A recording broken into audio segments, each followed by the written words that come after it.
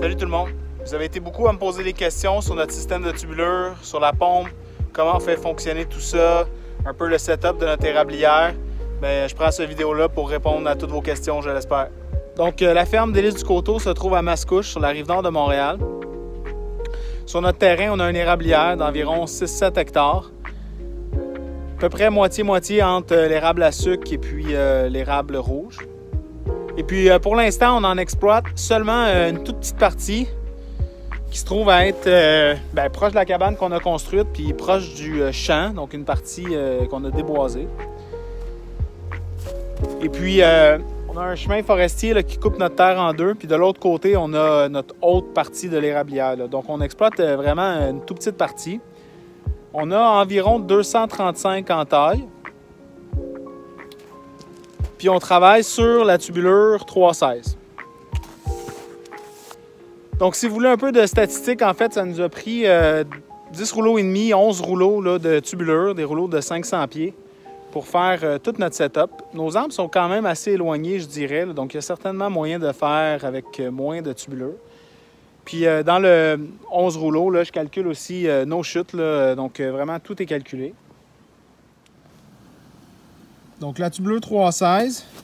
Pour ce qui est des chalumeaux, on travaille avec les chalumeaux XB2 de DSD Star. Donc c'est des tout petits chalumeaux, c'est des .225. Donc ça nous permet là, de percer vraiment un tout petit trou, ce qui va faire que la cicatrisation de l'arbre va être beaucoup plus rapide. Puis juste pour vous donner une idée, donc quand on perce là, avec nos chalumeaux de DSD, on perce avec une mèche 1564. C'est une mèche comme ça ici, là. Donc c'est une Bolduc. Bolduc, c'est une compagnie qui fait des excellentes mèches là, pour entailler. C'est vraiment des mèches qui sont spécialisées, faites pour ça. S'il vous plaît, là, si vous entaillez des érables, entaillez pas ça avec des mèches à bois ordinaires. Ça vaut la peine d'investir là, dans une mèche pour entailler. Donc le chalumeau de DSD nous permet d'entailler avec 1564. Quand on a commencé, là, en fait, la dernière année de chaudière qu'on a fait, on l'a fait avec les chalumeaux santé. Je crois que c'est CDL là, qui fait ces chalumeaux-là. On les avait achetés là, à la coop. Donc ces chalumeaux-là, on perce avec une mèche 516. Donc vous voyez la différence. Déjà là, la blessure au niveau de l'arbre est pas mal plus grande. Donc une mèche 516 quand on perçait avec nos chalumeaux. Puis la première année, en fait, on avait ces chalumeaux en métal là. Et puis ça prenait une mèche 716. C'est incroyable. Je peux pas croire qu'on perçait des érables avec ça. Ça devait faire une blessure incroyable. Regardez comparativement là, à la mèche 1564 qu'on perce maintenant. Donc, bien entendu, quand on entaille, on veut faire la plus petite blessure possible sur l'arbre. De cette manière-là, les arbres restent en santé. Et puis, la zone là, de bois mort que ça va créer va être réduite de beaucoup. Et puis, ça va être plus facile ensuite quand on va réentailler là, dans 5, 10, 15, 20, 30 ans, 40 ans, de ne pas frapper du bois mort. Les arbres sont en santé plus longtemps. Donc, vraiment, les petits chalumeaux, pour nous, ça convient beaucoup. Puis vraiment, le seul défaut que je pourrais penser là, de ces chalumeaux-là, les chalumeaux de DSD, les .225, puis en fait de la tubulure 316 aussi, c'est que quand on entaille, si le trou n'est pas bien nettoyé, s'il reste des petites grenailles de bois, en fait, ça va venir bloquer la tubulure ou ça va bloquer les unions. Donc les petites unions en plastique, bien évidemment, là, le diamètre intérieur est un petit peu plus petit, ou même dans les T au bas des chutes, les petits copeaux de bois peuvent venir là, se loger là, puis 2-3 s'accumulent, puis ensuite ça bloque la tubulure. Donc quand on fait nos fuites, quand on monte nos lignes, on porte toujours une attention là, quand on a des joints, des unions ou quand on a des chutes. On peut donner 2-3 coups sur la tubulure avec le marteau en caoutchouc. Puis si jamais il y a des petits copeaux là, qui étaient tout pris, ça va déjammer, puis ils vont continuer leur chemin vers la pompe. Donc vraiment, nos 7 lignes partent dans le bois, une après l'autre. Puis il n'y a pas de Y, il n'y a pas de jonction. C'est vraiment une ligne au complet qui va jusqu'au bout, qui ramasse environ 35, entre 30 à 40 entailles, on va dire, là, moyenne de 35. Puis chacune des lignes fait, en moyenne, peut-être les plus courtes 500 pieds, les plus longues environ 1000 pieds. Puis les 7 lignes reviennent à la pompe. Donc on a le bassin, on a la cabane, on a la chaîne à bois de l'autre côté, puis le bassin est à l'arrière. Je vais aller vous montrer ça, puis vous expliquer tout le système de pompe.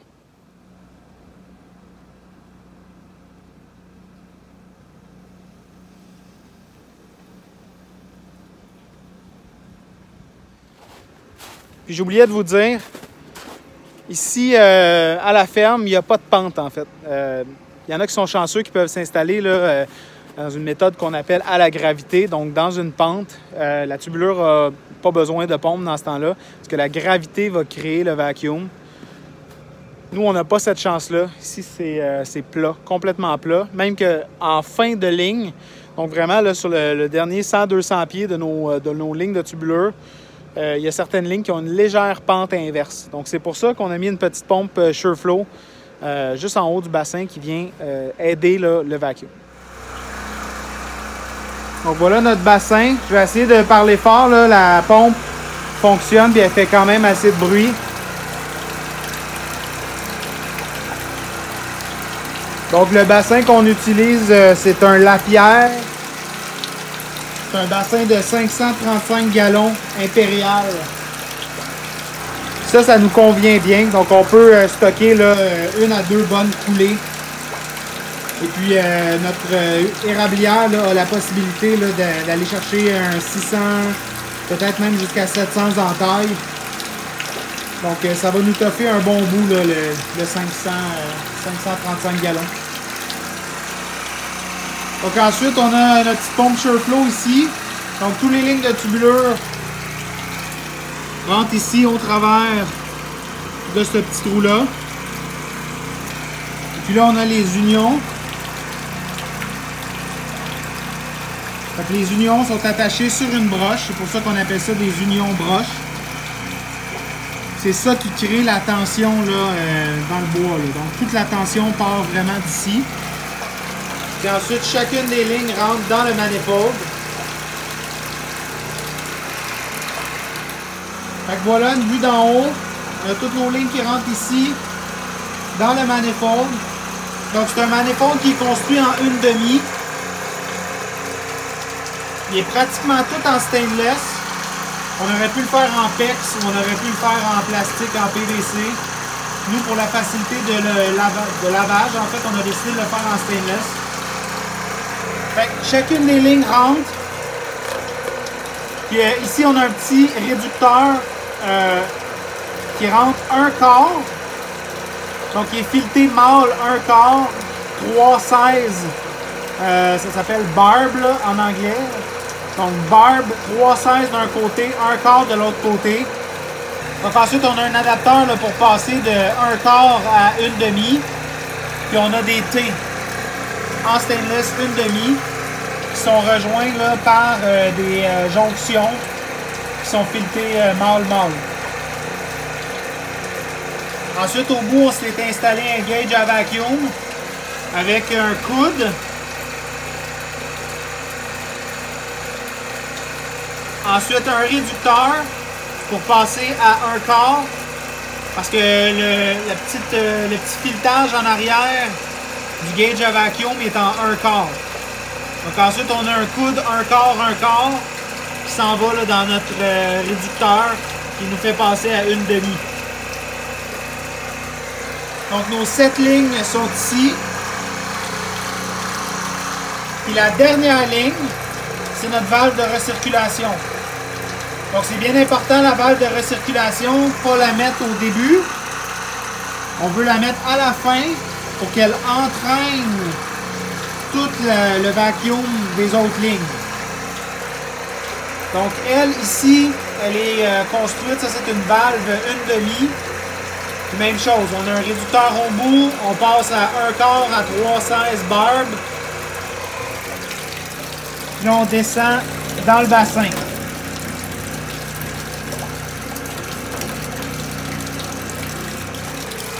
Là, je vais fermer la ligne de recirculation juste pour la sortir, mais au bout de la ligne, on a mis une pesée. Parce que sinon, le fil avait de la misère à tenir dans le fond. N'importe quel pesé aurait fait. Là, nous, en fait, c'est exactement le même setup que l'autre bord. C'est un barb 3,16 à 1/4 avec un adapteur 1,5. Donc, ça nous fait assez de poids pour que ça reste dans le fond. Donc ensuite, si on continue sur le manifold, juste avant d'arriver à la pompe, on a un petit strainer ici. C'est un filtre en stainless qui est à l'intérieur de ça, que je vide à tous les jours. Ça prévient qu'il y ait des gros débris. Donc là, les petits copeaux de bois que je vous parlais tombent là-dedans, au lieu de rentrer dans la pompe et endommager les diaphragmes. Donc c'est des pompes qui sont quand même assez fragiles, donc on ne veut pas qu'il y ait de débris qui rentrent à l'intérieur. C'est vraiment important, ce petit strainer-là ici. C'est important de le nettoyer plusieurs fois par saison. Donc ensuite, la pompe, c'est une Sureflow 4008. Il y a plusieurs modèles. Là, nous, on l'a acheté sur Amazon. Vous voyez ici, là, nous, c'est le modèle 101 A65. Donc, c'est une petite pompe à diaphragme qui va pousser 3 gallons par minute. Donc, de l'autre côté de la pompe, donc le côté qui pousse l'eau, ben, c'est en 1/2. En fait, la pompe est montée en 1/2 des deux côtés. C'est pour ça qu'on a construit notre manifold en 1/2. Donc, de ce côté-là, en fait, c'est tout simplement un coude 1/2. Puis, on a mis un petit filetage ici pour pouvoir plugger un tuyau. Notre ligne de recirculation est fermée. Ça vient de partir à couler, là. Ça fait à peu près 1 heure, 1 heure et demie. Il fait même pas 1 degré, 2 degrés. Mais ça coule en malade. On tire moins 27 de vacuum à la pompe. C'est vraiment assez incroyable. Donc 235 en taille, c'est ça qui coule en ce moment.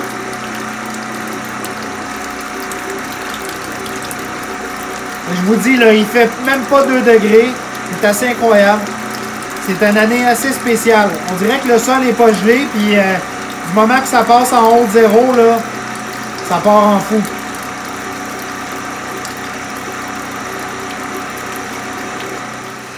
Fait que notre système, vous voyez, là, il y a plusieurs personnes qui les mettent à l'intérieur d'une glacière avec une ampoule pour être sûr que la pompe ne gèle pas. Nous, on ne fait pas ça. En fait, on s'assure de vider les lignes avant que ça se mette à geler. Là. Donc, notre pompe, elle est sur un contrôleur de température. Elle part à 0,8 degrés Celsius.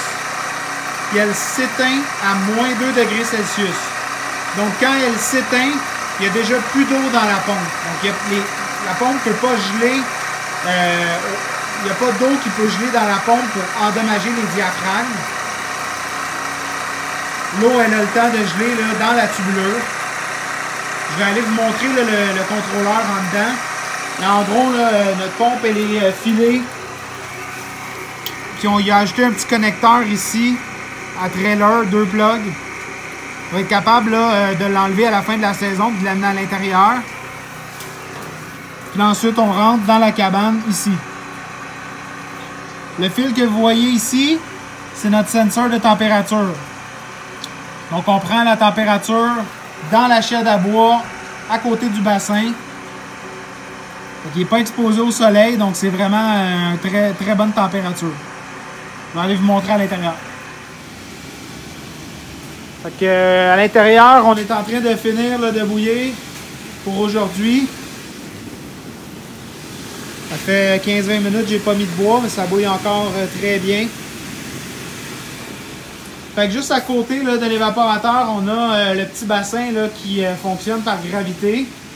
Puis nous, notre système électrique est à côté. Donc on a nos batteries ici en dessous qui sont protégées.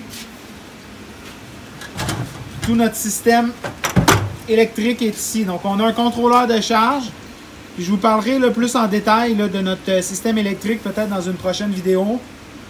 Mais c'est ça ici, là, le petit gadget qui contrôle notre pompe. Donc on a pris ça encore une fois sur Amazon. Vous avez le numéro de modèle ici. Donc ça, c'est directement sur notre circuit de pompe. Puis comme je vous disais, à 0,8 degrés Celsius, la pompe part. Puis à moins 2 degrés, elle arrête. Donc là, présentement, le sensor là, que je viens de vous montrer, il lit 2,4. Le soleil est après se coucher, là, donc c'est une température qui est très, très précise. Donc voilà, j'espère que ça répond à vos questions pour la pompe, puis la tubulure, tout le système de tubulure qu'on a ici. Si jamais vous avez des questions, ça me fera plaisir d'y répondre de mon expérience assez limitée. C'est notre deuxième année d'opération avec la tubulure, là, donc on est encore complètement nouveau. Il y a assurément des choses qu'on ne fait pas encore comme il faut ou des choses qu'on pourrait améliorer. Donc encore une fois, commentaires, questions, suggestions, vous pouvez les laisser là, soit au bas du vidéo, directement sur YouTube ou peu importe là, où vous visionnez cette vidéo-là présentement. Si ça vous intéresse de continuer à nous suivre là, durant la saison de l'érable, vous pouvez vous abonner à notre chaîne YouTube là, tout simplement en cliquant le petit lien pour s'abonner. Puis si vous cliquez la cloche, vous allez recevoir une notification là, quand on publie une nouvelle vidéo. Donc, en attendant, je vous souhaite une belle semaine et on se dit à la prochaine. Salut!